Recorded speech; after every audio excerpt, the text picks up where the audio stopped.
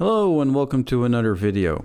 In this video I want to show you my new project, which is a Maggotkin of Nurgle army for the new edition of Age of Sigmar. I already had a couple of models ready to go for Warcry, but I never really got around to painting them. Now with the new edition of Age of Sigmar, I decided to start a Maggotkin of Nurgle army. So what you see here is everything that I've made and primed, ready to go. I will make videos of pretty much every model, trying to find new ways to make them look as disgusting and putrid as possible.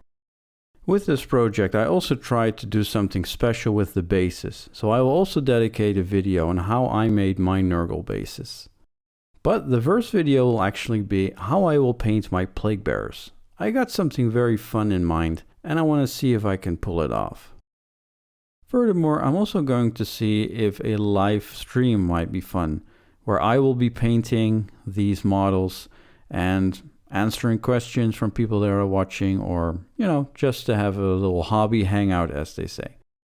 So I hope you will join me on my journey to spread the gift of Nurgle, and let's make something disgusting and slimy and oozy and nurgly. Thanks for watching.